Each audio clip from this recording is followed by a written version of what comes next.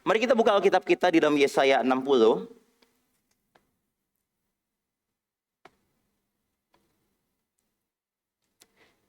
Yesaya 60 ayat yang pertama sampai dengan ayat yang ke-6.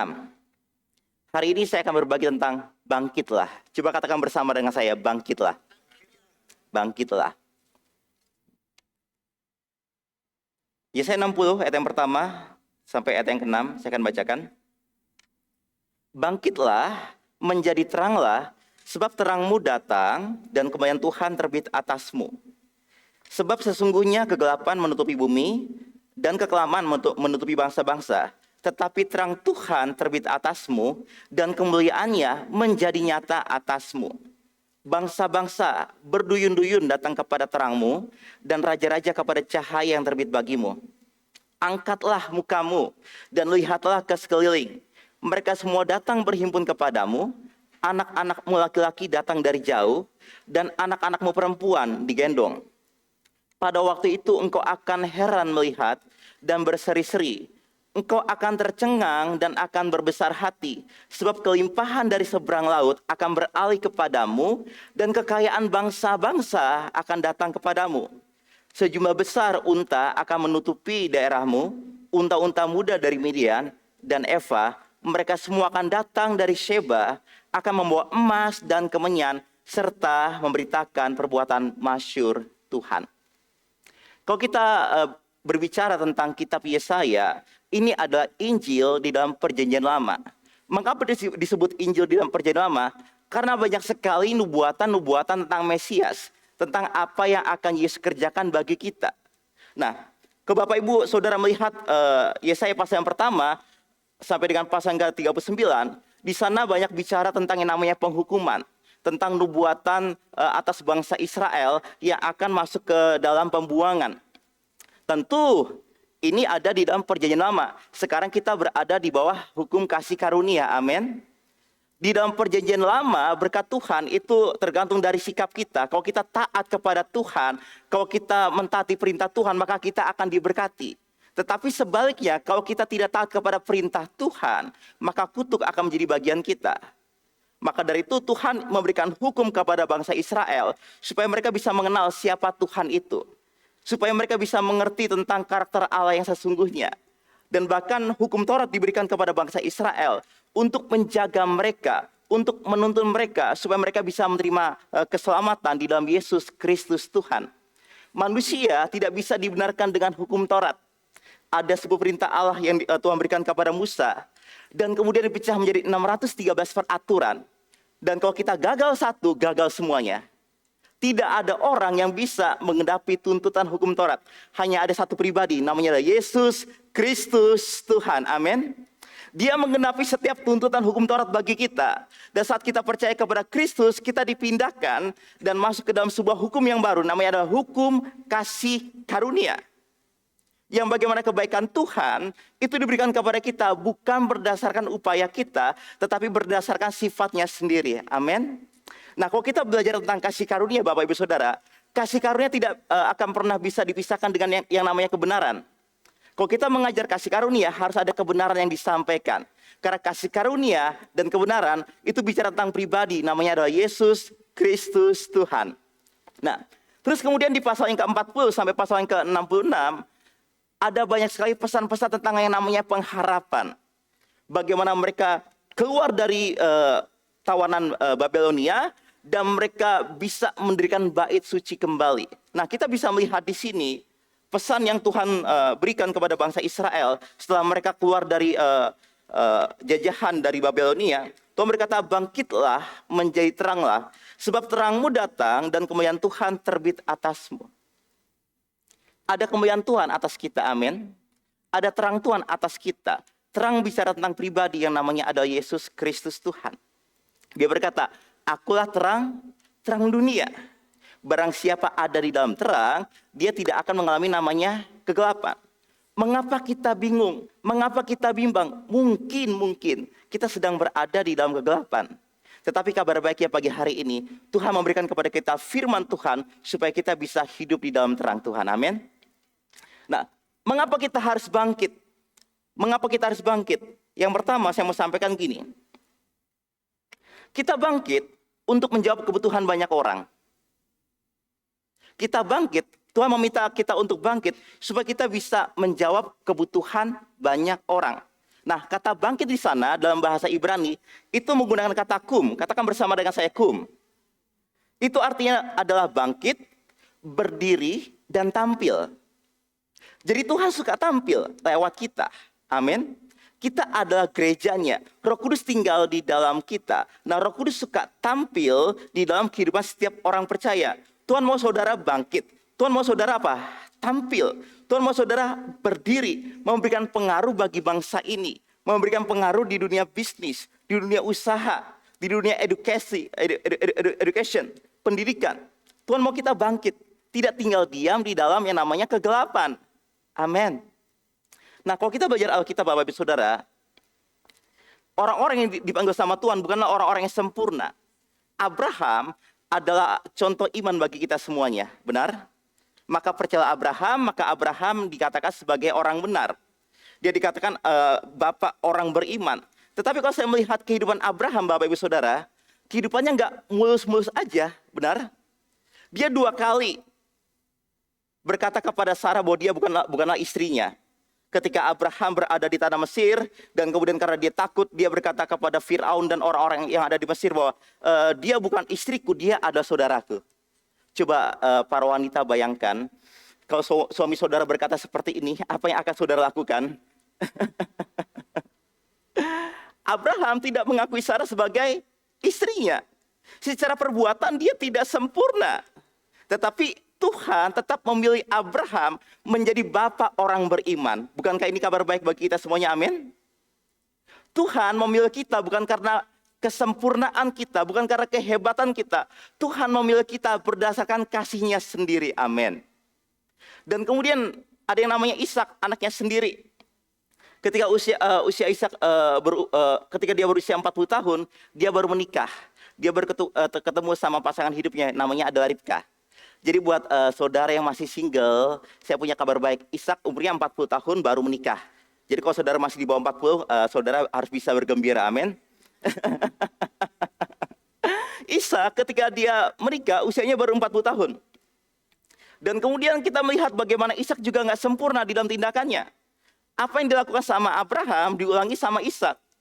Ketika Ishak bertemu dengan Abimelek, dia juga tidak mengakui istrinya, yaitu Ribka, menjadi istrinya. Dia berkata, dia adalah saudaraku.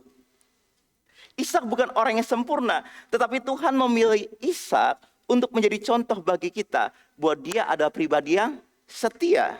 Abraham punya gundik. Yakub anaknya Ishak punya gundik, tetapi Ishak cuma satu, namanya adalah Ribka. Ini adalah contoh yang baik bagi pernikahan Bapak Ibu Saudara. Dan ini juga menggambarkan kasih Kristus bagi kita gerejanya. Tuhan kita adalah Tuhan yang setia, Dia tidak pernah meninggalkan kita. Amin. Tokoh-tokoh di Alkitab, Abraham, Ishak, Yakub, Tuhan panggil untuk menjawab kebutuhan banyak orang. Yakub juga bukan orang yang sempurna. Dia adalah seorang penipu. Tetapi ketika dia berjumpa dengan Tuhan, Tuhan rubah identitasnya menjadi apa? Pangeran Allah. Demikian juga dengan kita. Saat kita percaya kepada Kristus, Tuhan merubah identitas kita. Coba katakan, saya punya identitas yang baru. Tuhan merubah identitas kita yang tadinya kita adalah hamba dosa, sekarang kita adalah orang benar di dalam Kristus. Di dalam Kristus kita juga diberkati, kita diurapi. Amin. Tuhan merubah identitas kita, sama seperti Tuhan merubah identitas dari Yakub. Dia juga bukan orang yang sempurna, Bapak Ibu Saudara. Dia melakukan kesalahan juga. Tetapi oleh Yakub kita bisa melihat ada 12 suku Israel yang bangkit, yang muncul. Jadi pagi hari ini saya percaya bahwa Tuhan akan mengerjakan hal yang besar dan ajaib bagi gereja ini. Amin. Ayo berharap kembali. Tuhan mau memakai kita untuk menjadi berkat bagi banyak orang. Panggilan kita untuk menjawab kebutuhan banyak orang. Amin. Tuhan memanggil kita bukan hanya untuk diri kita sendiri, bukan hanya untuk kehidupan kita sendiri. Tuhan memanggil kita untuk kita bisa menjadi berkat, untuk kita bisa menjawab kebutuhan banyak orang. Terus kemudian di Alkitab juga ada contoh berikutnya, slide berikutnya. Ada Musa. Siapa Musa? Dia bukan orang yang sempurna juga Bapak Ibu Saudara. Saat dia menerima panggilan Tuhan, Musa berkata gini, Tuhan, aku nggak mampu bicara, aku gagap, aku nggak seperti orang lain Tuhan. 5 kali Musa menolak panggilan Tuhan. Tetapi kabar baik ya, Tuhan tidak menyerah atas Musa. 5 kali Musa menolak panggilan, tetapi 5 kali juga Tuhan meyakinkan Musa bahwa, hai, di dalam diri kamu ada 5 kitab yang tersimpan. Apakah itu? Kejadian, Keluaran, Imamat, Bilangan, Ulangan. Tersimpan di dalam diri Musa. Ketika Musa dipanggil Tuhan, Musa sedang berada di dalam pelarian. Dia hanya menggembalakan beberapa ekor kambing domba.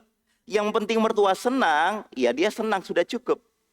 Tetapi Tuhan bisa melihat sesuatu di dalam diri Musa. Dia bisa melihat bahwa Musa ini adalah pemimpin. Dia adalah alat pilihan bagiku. Dia adalah orang yang diurapi. Di dalam dirinya ada 5 kitab yang tersimpan. Maka dari itu Tuhan meyakinkan Musa, ayo kamu bangkit, kamu keluar dari tanah ini, kamu keluar dari Midian dan pergi ke Mesir. Sampaikan kepada Israel bahwa aku akan membebaskan mereka dari perbudakan Mesir. Terus mungkin saudara bertanya, Pastor, itu semuanya pria, tidak ada wanita. Ada contoh yang baik. Siapa namanya? Esther. Dia adalah wanita Yahudi. Nah, kalau saudara baca kitab Esther, tidak ada disebut kata Tuhan atau Allah di sana. Tetapi kita bisa melihat penyertaan Tuhan atas bangsa Israel, itu luar biasa sekali. Esther bangkit. Dia tidak terfokus kepada diri sendiri. Dia tidak egois. Dia tidak mengasihani dirinya sendiri. Tetapi dia bangkit bagi bangsanya dan mengambil resiko untuk berjumpa dengan raja. Pada zaman itu kalau seseorang tidak diundang sama raja, dia tidak bisa menghadap raja dan bahkan akan mendapatkan hukuman, dan hukumannya adalah hukuman mati. Tetapi puji Tuhan, Esther bangkit karena anugerah Tuhan, karena panggilan Tuhan, dia bangkit dari zona nyamannya dan dia memberanikan diri untuk berjumpa dengan raja.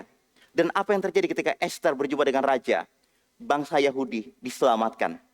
Amin. Coba katakan sama teman kiri kanan, Tuhan mau pakai kamu. Tuhan mau pakai kamu. Nah, kalau kita bicara tentang panggilan Tuhan, Bapak Ibu Saudara, itu bukan hanya bicara di gereja.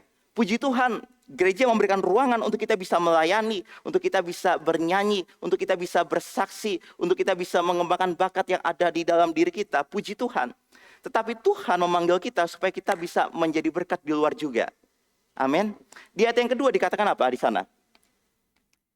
Sebab sesungguhnya kegelapan menutupi bumi dan kekelaman menutupi bangsa-bangsa. Tetapi terang Tuhan terbit atasmu dan kemuliaannya menjadi nyata atasmu. Mengapa Tuhan meminta kita untuk bangkit? Karena di sekitar kita banyak orang-orang yang tinggal di dalam kegelapan. Saya sering katakan, sepintar-pintarnya kita, sehebat-hebatnya kita, kalau kita sedang berada di dalam kegelapan, maka seketika itu juga kita menjadi orang yang paling bodoh. Kita nggak bisa berbuat apa-apa. Tetapi kabar baiknya, terang Tuhan ada di dalam kita. Yesus yang adalah terang tinggal di dalam kita. Dan bahkan Bapa mengutus Roh Kudus bagi kita. Dia adalah Roh kebenaran dan dia akan memimpin kita ke dalam suruh kebenaran. Dia adalah Allah yang layak untuk kita sembah, yang layak untuk kita hormati. Saat dia bicara kepada kita, dengarkan suara Roh Kudus dan ikuti, taati pimpinan Roh Kudus. Karena ketika Roh Kudus berbicara, dia tidak pernah salah Bapak Ibu Saudara. Amin. Ayo bangkit. Banyak orang-orang yang ada di sekitar kita, mereka tidak tahu tentang keselamatan. Mereka nggak punya tujuan hidup. Mereka tidak mengenal diri mereka sendiri. Makanya mereka terjebak di dalam keputusasaan, di dalam penderitaan. Ada yang namanya self-esteem. Mereka tidak bisa melihat diri mereka seperti Tuhan melihat mereka. Mereka melihat diri mereka, aku ini orang yang gagal, aku tidak berdaya, aku kurang cantik, aku kurang tampan, aku kurang kaya, aku kurang ganteng. Kata siapa saudara? Kita adalah mahakarya Tuhan.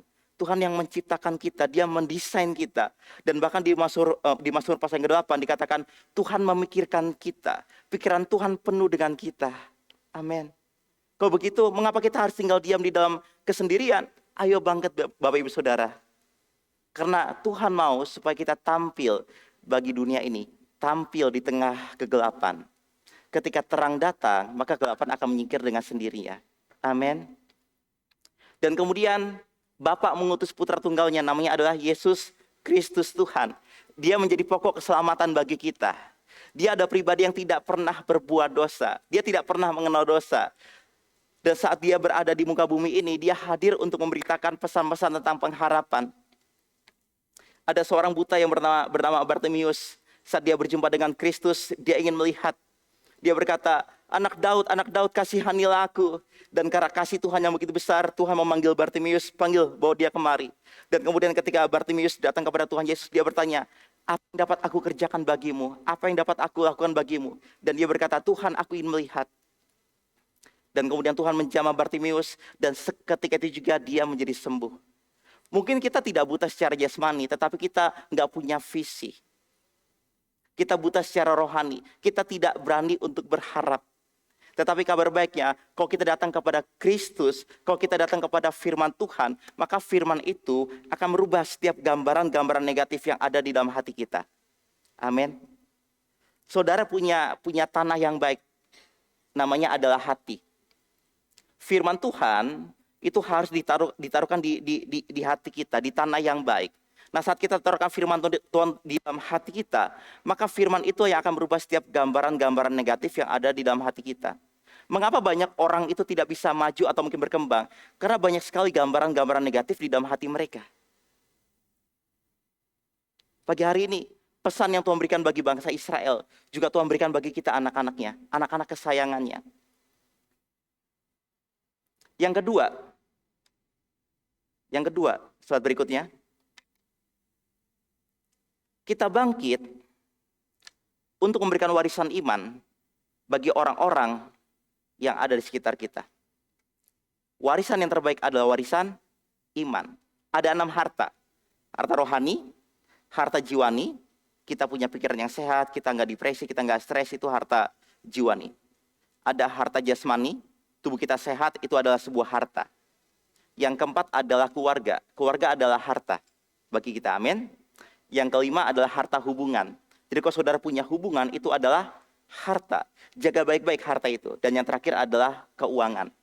Jadi keuangan adalah harta yang paling kecil, paling terakhir Bapak Ibu Saudara. Nah, Tuhan mau supaya kita bisa memberikan warisan kepada anak cucu kita. Nah, saya minta 2 orang untuk maju ke depan, wanita bisa bantu saya. Ada yang bersedia 2 orang wanita? Mungkin 1 anak muda, 1 orang dewasa.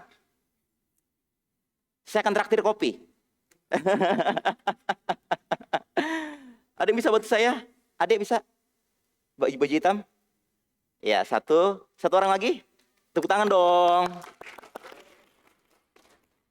1 orang lagi. Wanita, jangan Pastor Victa. Oh, Ibu, terima kasih Ibu bisa berikan tepuk tangan. Nah, kalau saudara buka di Markus pasal yang ke-5, ada sebuah kisah yang sangat menarik di sana. Saya nggak catat di slide ini, tetapi saya akan kasih gambaran kepada Bapak Ibu Saudara tentang yang namanya kebangkitan. Bisa duduk di sini? Nah, thank you, terima kasih Ibu, silakan.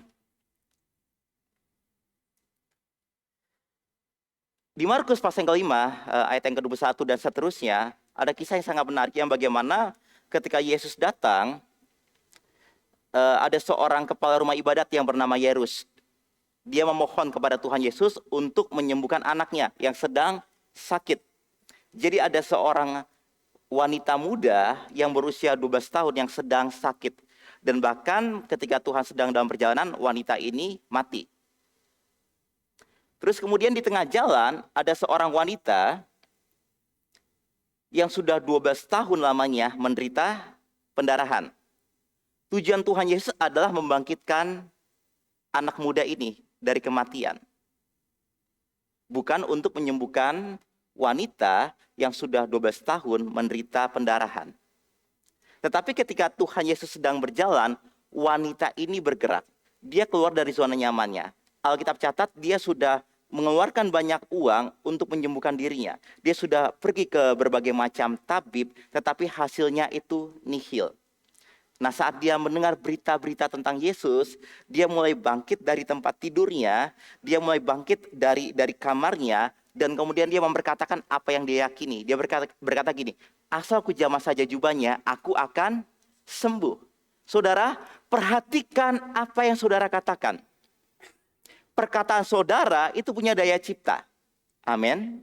Amsal katakan, hidup dan mati dikuasai oleh lidah. Barang siapa suka menggemakan, maka ia akan memakan buahnya. Jadi wanita ini memperkatakan kesembuhan, karena dia membutuhkan kesembuhan. Kalau saudara ingin mendapat mujizat daripada Tuhan, ayo perkatakan firman Tuhan. Jangan perkatakan apa yang dunia katakan tentang saudara. Jangan perkatakan tagihan saudara, aduh tagihanku besar banget. Uang sekolah lagi, uang kontrakan lagi, aduh harus bayar uang kos lagi, harus bayar uang gedung lagi. Perkatakan apa yang firman Tuhan katakan. Allahku akan mencukupi semua kebutuhanku menurut kekayaan dan kemuliaan di dalam Kristus Yesus. Tahukah saudara, dua orang ini memerlukan yang namanya kebangkitan. Ibu ini butuh kebangkitan dari sakit penyakit yang sudah dia derita selama 12 tahun. Wanita, kalau dia memiliki penyakit pendarahan, dia tidak bisa melahirkan anak. Benar? Jadi unproduktif. Nah, ini adalah gambaran gereja. Kalau gereja tidak mengenal identitasnya di dalam Kristus, maka dia tidak bisa melahirkan yang namanya keturunan rohani. Saya bukan hanya bicara gereja secara gedung atau mungkin organisasi, tetapi setiap dari kita, orang-orang percaya. Orang-orang yang sudah dipindahkan dari kegelapan ke dalam terang. Kita adalah gereja Tuhan, amin. Wanita ini butuh kebangkitan. Maka dari itu wanita ini keluar dari zona nyamannya dan kemudian dia menjamah jubah Tuhan Yesus. Dan saat dia menjamah jubah Tuhan Yesus, apa yang terjadi? Seketika itu juga pendarahannya berhenti. Dan Tuhan berkata kepada wanita ini, "Hai anakku, pergilah dengan selamat."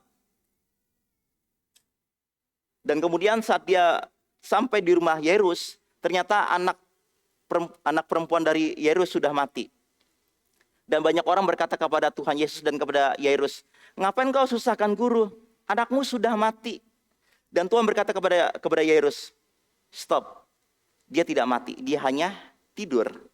Nah, ketika mereka mendengar perkataan Tuhan Yesus, apa yang terjadi? Mereka menertawakan Tuhan Yesus. Apa kamu bilang dia hanya tertidur? Kamu nggak tahu dia sudah mati?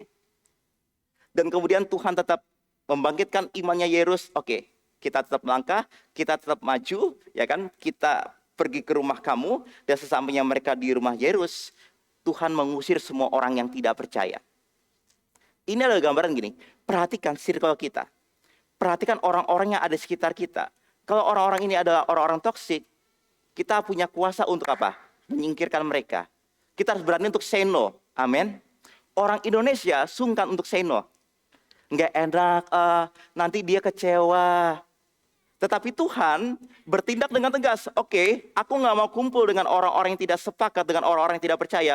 Oke, kamu keluar, dan hanya Yairus dan 3 orang murid Yesus. Siapa? Petrus, Yakobus, dan Yohanes. Dan ketika Tuhan berada di kamar anak ini, apa yang terjadi? Tuhan membangkitkan dia dari antara kematian. 2 orang ini adalah gambaran dari gereja Tuhan. Yang bagaimana generasi senior, saya nggak mau bilang tua, generasi senior harus bekerja sama dengan generasi muda. Tetapi seringkali gini, generasi muda dan generasi senior tidak bisa bekerja sama. Mengapa? Karena miskomunikasi. Anak muda sangat cepat, punya banyak kreativitas, tetapi terkadang tidak suka untuk mendengarkan nasihat dari orang tua. Oh, mama mah kurang begitu update, mama mah kudet gitu. Seringkali masalahnya adalah di komunikasi. Tetapi pagi hari ini saya punya pesan pengharapan bagi Bapak Ibu Saudara. Kita bangkit untuk bisa memberikan warisan iman kepada anak cucu kita. Amin. Karena dikatakan di ayat yang ketiga, bangsa-bangsa berduyun-duyun datang kepada terangmu, dan raja-raja kepada cahaya yang terbit bagimu. Angkatlah mukamu dan lihatlah ke sekeliling. Mereka semua datang berhimpun kepadamu. Anak-anakmu laki-laki datang dari jauh, dan anak-anakmu perempuan digendong. Ini bicara tentang yang namanya pemulihan bagi generasi. Amin. Saya menyebutnya ini sebagai intergenerational leadership. Bagaimana hikmat orang tua bekerja sama dengan kecepatan atau mungkin kreativitas anak muda. Amin. Anak muda tidak pernah menjadi tua. Orang tua pernah menjadi muda. Benar? Saya belum pernah menjadi tua, Bapak Ibu Saudara. Tapi ibu ini pernah menjadi muda. Punya banyak pengalaman, punya banyak hikmat. Seharusnya gereja seperti ini. Gereja bangkit. Anak muda dan orang tua bisa bekerja sama. Karena anak muda bukan hanya pemimpin masa depan, anak muda adalah pemimpin masa kini. Amin. Masa sekarang. Orang tua bisa memberikan nasihat dan hikmat bagi anak muda. Dan anak muda juga belajar untuk mendengarkan hikmat dari orang tua. Dan kemudian orang tua juga harus memberikan ruangan bagi anak muda untuk bisa berkreativitas. Kalau saudara berbisnis dengan anak muda, kasih mereka ruangan untuk mereka bisa berkreativitas. Jangan pakai cara di tahun 90-an untuk berbisnis di tahun ini. Amin. Kedua orang ini butuh kebangkitan. Dan Tuhan membangkitkan kedua orang ini. Wanita ini dibangkitkan dari pendarahannya, dari sakit penyakitnya, dan wanita muda ini dibangkitkan dari kematian. Dan kedua orang ini adalah gambaran dari gereja Tuhan, Bapak Ibu Saudara. Mengapa Tuhan mau kita bangkit? Karena ada kebutuhan di luar sana. Dunia membutuhkan kita. Dunia membutuhkan suara kita. Kalau saudara terpanggil untuk menjadi berkat di dunia politik, bangkit. Saya berdoa ada anak-anak Tuhan yang menjadi berkat di dunia politik. Amin. Jangan hanya di gereja, saudara. Tampil di luar. Saya berdoa ada anak-anak Tuhan yang bisa bangkit di dunia marketplace, di dunia bisnis. Bagus kita main di gereja, itu luar biasa banget, puji Tuhan. Saudara bisa mengembangkan kapasitas, tetapi di luar juga saudara harus bangkit. Amin. Sadrak, Mesak, Abednego, mereka berada di dunia politik. Memberikan pengaruh di dunia politik. Dan mereka tidak mencemarkan dirinya, sekalipun banyak orang-orang yang ada di sekitar yang mencemarkan dirinya, tetapi mereka memutuskan untuk tidak mencemarkan diri mereka. Daniel berada di dunia politik, benar? Dan bahkan 4 pemerintahan sampai pemerintahan Koresh, dia tetap ada. Pagi hari ini pesannya sangat sederhana bagi Bapak Ibu Saudara. Setiap dari kita sudah memiliki kuasa kebangkitan. Kita bangkit bukan dengan kekuatan kita, bukan karena gagah kita. Kita bangkit karena kita meresponi kasih karunia Tuhan. Dia sudah memberikan kasih karunia kepada kita. Kebaikan yang dia berikan kepada kita bukan berdasarkan upaya-upaya kita. Bukan berdasarkan jasa-jasa kita, melainkan berdasarkan sifatnya sendiri. Dan terang Tuhan sudah ada di dalam kita. Pribadi Roh Kudus suka tampil lewat gerejanya. Kemarin saya baru mengajar tentang karunia-karunia Roh Kudus di sebuah gereja yang bukan aliran Pentakosta atau mungkin karismatik, tetapi mereka terbuka untuk pekerjaan karunia-karunia Roh Kudus. Dan saya melihat luar biasa sekali bagaimana Roh Kudus bekerja, memenuhi mereka dengan pribadi Roh Kudus. Mereka mulai berkata-kata dengan bahasa roh. Ada kesembuhan terjadi. Mengapa? Karena kita memberikan ruangan bagi Roh Kudus untuk tampil. New Tribe Bali, ayo bangkit. Ayo bangkit. Jangan putus asa. Biasanya sebelum orang bangkit, mereka berada dalam posisi duduk dan tidur. Duduk adalah gambaran orang-orang yang wait and see. Mereka bingung, nggak tahu harus berbuat apa. Kalau saudara sedang bingung hari ini, nggak tahu apa yang harus saudara putuskan, ayo kembali kepada firman Tuhan, dengarkan firman Tuhan, dengarkan suara Roh Kudus, dan mulai untuk bangkit. Jangan tinggal diam di dalam kebingungan. Dan ada orang-orang yang bangkit dari yang namanya tidur. Tidur ini gambaran orang-orang yang hopeless, tidak bisa berbuat apa-apa. Mungkin saudara udah kayak, aduh, aku sudah berusaha, tetapi nggak ada terobosan. Aku sudah bekerja keras, tapi tetap ada tagihan, hutangku tetap banyak. Pagi hari ini saya mau sampaikan kabar pengharapan. Di dalam Kristus tidak ada yang mustahil. Amin. Tuhan memberikan kepada saudara kekuatan untuk memperoleh kekayaan. Dan saudara bisa berimajinasi, saudara bisa beriman untuk bisa melunasi setiap tagihan saudara. Amin. Tuhan tidak memberikan kepada kita hasilnya Sekalipun dia sanggup untuk memberikan mujizat, tetapi yang dia berikan kepada kita adalah kekuatan untuk memperoleh kekayaan. Di dalam diri kita sudah ada hikmat, ide, kreativitas. Kita bisa gunakan itu. Kita sehat, ayo kita bekerja. Amin. Mari tim musik bisa maju ke depan. Saya akan closing dengan firman Tuhan di dalam Mazmur 23. Mazmur 23 ayat yang pertama dikatakan gini. Mazmur Daud, Tuhan adalah gembalaku, takkan kekurangan aku. Apa yang bisa kita pelajari di sini Bapak Ibu Saudara? Tuhan telah menyediakan apapun yang kita perlukan untuk bangkit. Ada visi, ada provisi. Nggak usah mikirin bagaimana dan kapan. Bagian kita adalah percaya. Tugas orang percaya adalah percaya. Percaya kepada apa?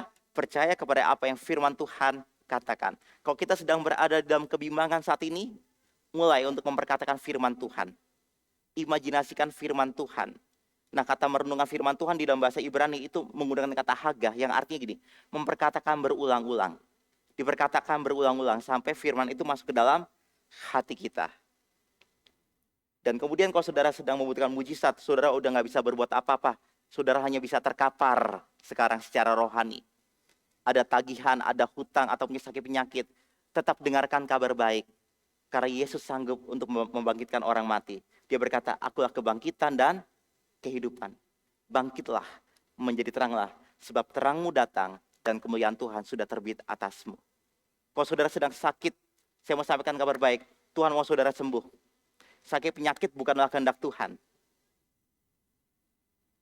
Hak untuk setiap orang percaya bisa mengalami namanya kesembuhan ilahi. Terus perkatakan firman Tuhan tentang kesembuhan, dan saya percaya kesembuhan itu akan termanifestasi. Tahukah Bapak Ibu Saudara, saat kita berdoa, kita minta sama Tuhan, seketika itu juga Tuhan langsung menjawab doa kita. Langsung. Tetapi untuk hal itu bisa termanifestasi, membutuhkan yang namanya waktu. Jadi saat kita menantikan jawaban doa, kita sedang melangkah, atau kita sedang menantikan jawaban doa, saran saya, gunakan kesabaran dan penguasaan diri untuk bisa menantikan jawaban doa termanifestasi. Amin. Rubah gambaran yang negatif tentang Tuhan. Jangan pernah berpikir, Tuhan tuh jahat. Tuhan gak sayang sama aku. Tuhan gak peduli sama aku. Buktinya dia membiarkan aku bangkrut. Buktinya dia membiarkan aku menderita seperti ini. Enggak Tuhan, enggak saudara. Tuhan tidak seperti itu. Yakobus katakan, setiap pemberian yang baik dan setiap anugerah yang sempurna datangnya dari atas. Diturunkan dari Bapa segala terang. Padanya tidak ada perubahan atau bayangan karena pertukaran. Jadi Tuhan kita adalah Tuhan yang baik. Di dalam dirinya hanya ada yang namanya kebaikan demi kebaikan. Tuhan tidak pernah menyimpan hal-hal yang jahat. Tuhan tidak pernah mengizinkan anaknya tinggal diam di dalam sakit penyakit. Tuhan tidak pernah mengizinkan anaknya untuk tinggal diam di dalam yang namanya kesengsaraan. Tuhan mau kita bangkit, dengar firman-Nya, terima firman-Nya, dan bertindak sesuai dengan firman-Nya. Supaya kita bisa menjadi berkat bagi orang-orang yang ada di sekitar kita. Kita bisa menjawab kebutuhan banyak orang, Bapak Ibu Saudara. Yesus sudah memberikan contoh bagi kita semuanya. Dia tidak terfokus dengan dirinya. Saat dia tahu bahwa kuasa otoritas ada di tangannya, dia gunakan otoritas dan kuasa itu untuk melayani. Dia memberikan tubuh dan darahnya bagi kita, supaya kita dapat diselamatkan, supaya kita dapat dibenarkan, supaya kita terhubung kembali dengan Bapa di sorga. Inilah mujizat terbesar daripada Tuhan. Kita yang tadi terpisah, sekarang bisa terhubung. Dan bahkan roh Allah menyatu dengan roh kita. Manusia roh kita sudah benar, sudah kudus, sudah sempurna. Maka dari itu Roh Kudus mau menyatu dengan roh kita. Bukankah ini kabar baik? Jangan tinggal diam di dalam depresi atau mungkin stres. Ini bukan kehendak Tuhan. Tuhan tidak pernah memberikan kepada kita roh yang membuat kita menjadi takut. Tetapi Dia memberikan kepada kita roh yang membangkitkan kekuatan kasih dan pikiran yang sehat, pikiran yang utuh. 2 Timotius 1 ayat 7. Jangan terima tipuan iblis yang terus mendakwa pikiranmu. Peperangan terbesar itu bukan di luar sana, tapi di dalam pikiran kita. Nah, untuk kita bisa menang di dalam peperangan di area pikiran, kita harus penuh dengan firman Tuhan. Penuh dengan firman Tuhan. 1-2 ayat yang saudara perkatakan, itu bisa merubah gambaran-gambaran negatif di dalam pikiran saudara. Hanya 1-2 ayat, apapun itu. Mungkin Mazmur 23, Filipi 4 ayat 13, atau mungkin Filipi 4 ayat 19. Allah akan mencukupi semua kebutuhanku menurut kekayaan dan kemuliaan dalam Kristus Yesus. Kalau saudara amini itu, perkatakan itu dengan iman, saya percaya terobosan akan terjadi. Amin. Bangkitlah, menjadi teranglah. Sebab terangmu datang dan kemuliaan Tuhan sudah terbit atasmu. Tadi waktu lagu Kau beri yang ku pinta, saat ku mencari, mendapatkan. Saya langsung minta sama Bapak yang baik. Bapak, saya minta pagi hari ini terjadi terobosan, terjadi mujizat, terjadi kesembuhan bagi orang-orang yang mendengarkan firman Tuhan. Itu yang saya minta tadi di sini. Kalau itu saudara sedang membutuhkan ketiga hal itu, saudara butuh terobosan, mujizat, dan juga kesembuhan, angkat tanganmu. Saya akan berdoa bagi saudara pagi hari ini. Kita izinkan Roh Kudus tampil. Roh Kudus suka tampil.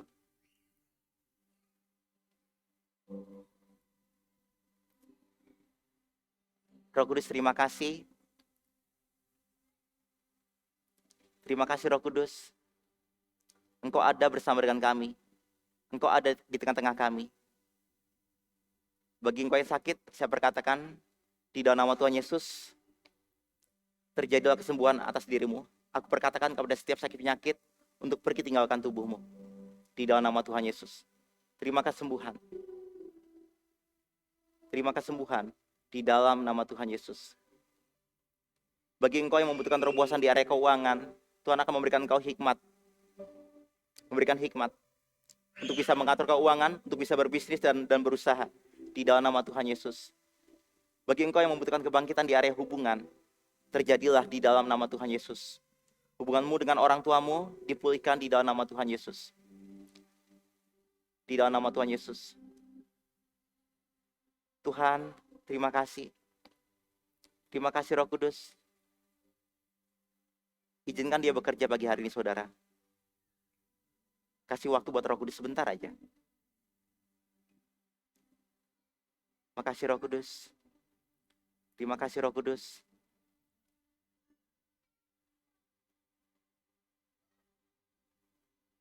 Dan kalau engkau sakit, engkau bisa cek apakah masih ada rasa sakit itu sekarang. Kalau sudah tidak ada, dan engkau sudah disembuhkan, penyakit itu sudah hilang, kau bisa angkat tangan yang benar-benar mengalami kesembuhan dari Tuhan.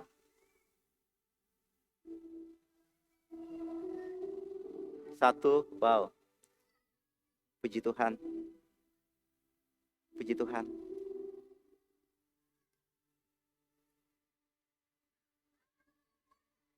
Makasih Bapak buat pagi hari ini. Terima kasih buat anugerah-Mu. Terima kasih buat saudara yang terus diserang di area pikiran dengan pemikiran negatif, dengan keputusasaan. Saya berdoa terang Tuhan terbit atasmu, atas jiwamu. Saya ucapkan shalom peace terjadi atasmu di dalam nama Tuhan Yesus. Makasih Bapak yang baik. Terima kasih buat pagi hari ini. We give you praise in Jesus mighty name. Amin, amin, dan amin. Thank you semuanya. Tuhan memberkati. Luar biasa.